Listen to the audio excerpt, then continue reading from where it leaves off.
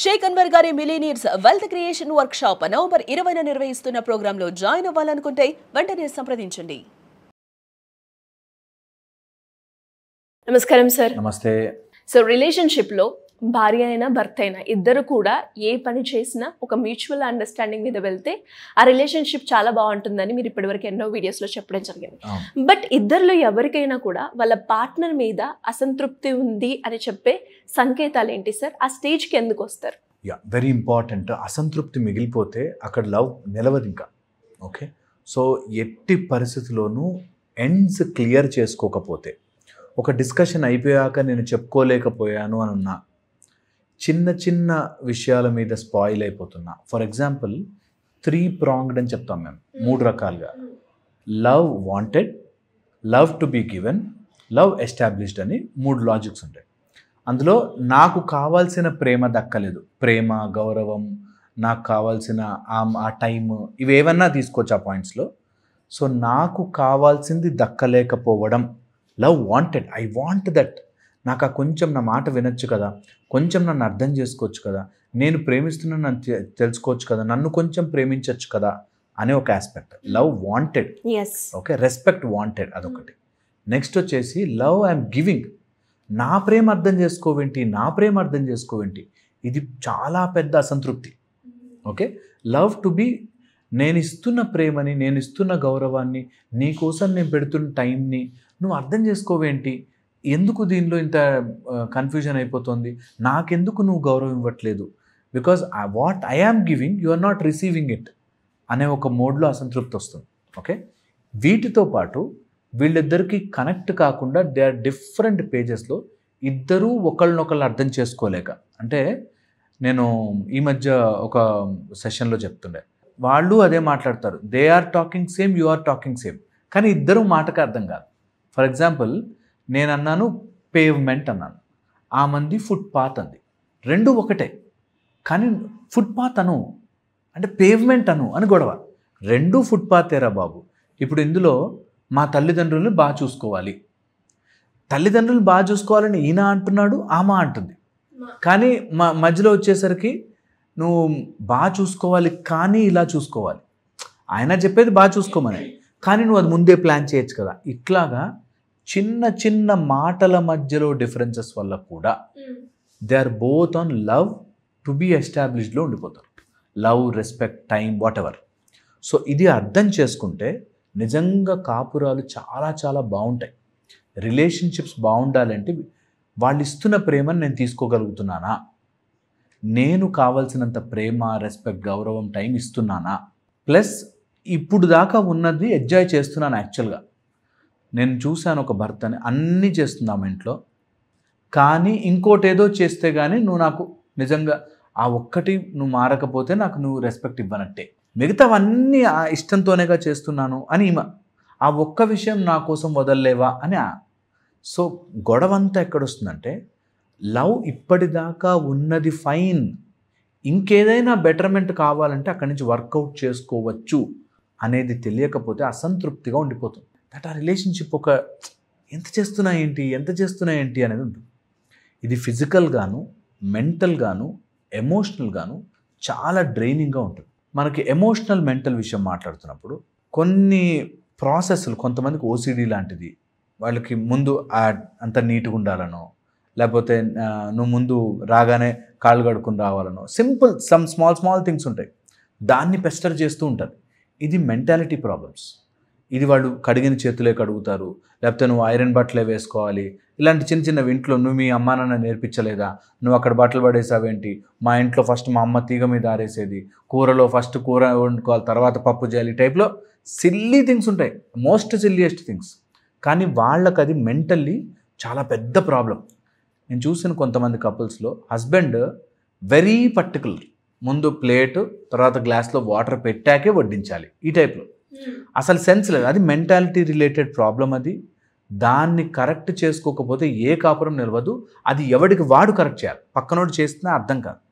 So వాళ్ళు realise అవ్వాలి, ఎందుకు నేను అంత గొడవ పడుతున్నాను, అసలు దీనికి ఎందుకు నేను అంత అసంతృప్తిగా, నేను ఎన్నిసార్లు చెప్పినా ప్లేట్ పెట్టి వాటర్ పెట్టదండి, వాటర్ మళ్ళీ నేను వెళ్ళి తెచ్చుకోవాలండి ఆమెకు అది ఎక్కట్లేదేమో, ఆమెకు that thing you can adjust. Okay, నేను వాటర్ తెచ్చుకుంటాలే, ఇంకా చెప్పను. కొన్ని విషయాలు వీ కెన్ వర్కౌట్ అవుట్. అలా లేనన్ని రోజులు అసంతృప్తిగా ఏమనిపిస్తుందంటే, నేను అడుగుతున్నా కదా కావాలని వాటర్ పెట్టదు అనే కొన్ని వదిలిపెట్టాలి. That's okay, she is also human being, తనకి కొన్ని నచ్చవు, ఇతనికి కొన్ని నచ్చవు, దట్స్ ఓకే అని అడ్జస్ట్ అవ్వాలి. అండ్ ఎమోషనల్ రిలేటెడ్ ప్రాబ్లమ్స్ అన్నిటికంటే ఎక్కువ. ఈ ఎమోషనల్ రిలేటెడ్ అసంతృప్తిలో వీళ్ళు వాళ్ళ ఎమోషన్ని తీసుకెళ్ళి ఒకదానికి పెడతారు. ఫర్ ఎగ్జాంపుల్, మా అమ్మా నాన్నతో నువ్వు మంచిగా మాట్లాడితే నాకు నువ్వు హీరోగా కనిపిస్తావు. వాడు మాట్లాడలేడు, వాళ్ళ అమ్మని చూడగానే కోపం వస్తుంది. ఆమె ఎలా మాట్లాడుతుందండి, గుచ్చినట్టు మాట్లాడుతుందండి. ఆమె సంగతి మీకు తెలియదు సార్ అని నా దగ్గరికి వచ్చినట్టు నాతో గొడవ పడతారు. నేనంటాను, ఆమె గుచ్చినట్టు మాట్లాడినా నష్టపోయేది ఎవరు? నీ ఫ్యామిలీ, నీ భార్య, నువ్వు. సో అందుకని అక్కడ గుచ్చినట్టు మాట్లాడిననుకో, అక్కడతో నువ్వు దాన్ని ఎండ్ చేసి ఇక్కడ వైఫ్ ముందు మాత్రం మీ పేరెంట్స్ సూపర్, అసలు మీ పేరెంట్స్ గ్రేట్ అసలు అని మాట్లాడు. You have to do that. ఇక్కడ దీన్ని నువ్వు మేనేజ్ చేసుకోలేకపోతే, నువ్వు అక్కడ నిజంగా నీ అత్తని నువ్వు మార్చేసిన ఇక్కడ నీ వైఫ్ నీకు దూరం అయిపోతే పాయింట్లెస్. అంత సింపుల్ థింగ్ కూడా అర్థం చేసుకోరు చాలామంది. ఇక మెయిన్ అసంతృప్తికి కారణము there vision of physical love or ఆ టచ్ ఉండాలి, బయటకు తీసుకెళ్ళాలి, పార్క్ తీసుకెళ్ళాలి, సినిమాకి తీసుకెళ్ళాలి, నాతో కాసేపు కూర్చొని టైం స్పెండ్ చేయాలి, మాట్లాడాలి, అన్ని డెసిషన్స్లో నన్ను ఇంక్లూడ్ చేయాలి. భార్యాభర్తలు వైఫ్కి ఉండే చాలా అసంతృప్తితో నా మాట ఆయన పట్టించుకోడు, నేను చెప్తున్నా నా సజెషన్ వినడు. ఇది చాలా చాలా ఇంపార్టెంట్. ఏ భర్త అయినా సరే, ఏ భార్య అయినా సరే, ఇద్దరు మాట్లాడుకున్నాకే నిర్ణయం. ఆ నిర్ణయం నచ్చకుండా తీసుకున్నా సరే, ఒకసారి తీసేసుకున్నాక అది పర్మనెంట్. సో ఇది రాకపోతే అసంతృప్తిగానే ఉంటారు. ఒకసారి అసంతృప్తి వస్తే mind will search way out, బయట వెతకడం స్టార్ట్ చేస్తుంది, అన్ని రకాల ప్రాబ్లమ్స్కి దారి తీస్తుంది. సో ఎక్కడ ఉంటే అసంతృప్తి అక్కడక్కడ ఫినిష్ చేయాలి. ఎలాగా? By communication. మాట్లాడుకోండి, ఏంటి ప్రాబ్లం అని ఇద్దరికి మాట్లాడుకోండి. ఆ మాట్లాడుతున్నప్పుడు గొడవ రూపంలో మాట్లాడకుండా ప్యార్సే మాట్లాడుకోండి. ఎంత చెయ్యగలమో చేయండి, గుంజుకునే కంటే ఎంత చేస్తే అంత మంచిది. నేను అందుకే ఎప్పుడైనా రిలేషన్షిప్స్ అంటే డీల్ అంట. నువ్వు ఎంత డీల్ వదిలితే అంత మంచిగా నీ మాంజ కట్టేస్తుంది, లేకపోతే ఇంకా ఇబ్బంది పడతావు. సో డీల్ లీవ్ ఎంత వదలగలవో అంత వదులు. ఎంత ఇక్కడ పెట్టుకుంటావో అంత గొడవ పెరుగుతుంది. సో వదలడానికి ట్రై చేయి. ప్రొవైడెడ్ వాళ్ళు నార్సిస్టిక్ కాకపోతే, వాళ్ళు రూడ్గా లేకపోతే, నిన్ను టోటల్గా నాశనం చేయకపోతే మిగతావన్నీ నడుస్తాయి. కొంతమంది సైకోపాత్స్ ఉంటారు, నార్సిస్ట్ ఉంటారు, ఓన్లీ కోపంతో డీల్ చేస్తుంటారు. అలాంటి వాళ్ళతో గట్టిగా డీల్ చేయాలి. అదర్వైజ్ ఏ అసంతృప్తి వదలకండి. చిన్నవి ప్రేమగా ఉండండి. Life is love. అందులోనూ wife and husband love is beautiful love.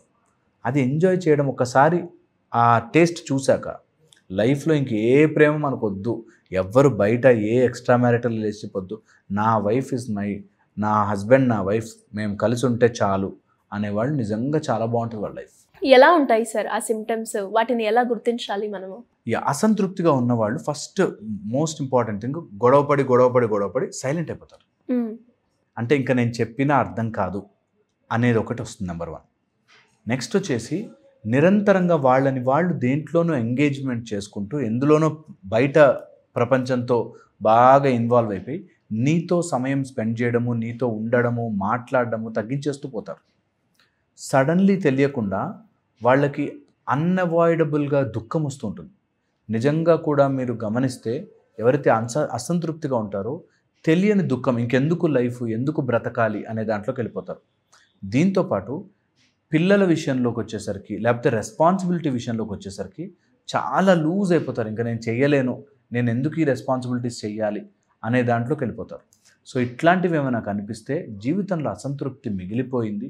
ఆ అసంతృప్తిని ఎక్కడ మనం హోల్డ్ చేయాలి? Okay, love established or love giving, వీటిలోంచి సెలెక్ట్ చేసుకుని చూసుకుని, నా ప్రేమ అర్థం కావట్లేదా, నేనేమన్నా ఇవ్వాలా, ఆర్ వాళ్ళ సైడ్ నుంచి మనం ఏదైనా వస్తుంటే సరిగ్గా రెస్పాండ్ కావట్లేదా చెక్ చేసుకోవాలి. సో మీరు అన్నట్టుగానే ఈ 3 యాంగిల్స్లో కనుక మనం ఎక్కడైనా ఈ ఫీలింగ్లో ఉన్నప్పుడు ఇవి చెక్ చేసుకుంటే ఆటోమేటిక్గా మనకి సొల్యూషన్ అనేది వస్తుంది. Thank you sir, thank you so much. Suman టీవీలో మీ పర్సనల్ అండ్ బిజినెస్ ప్రమోషన్స్ కోసం కింది నెంబర్కి కాంటాక్ట్ చేయండి.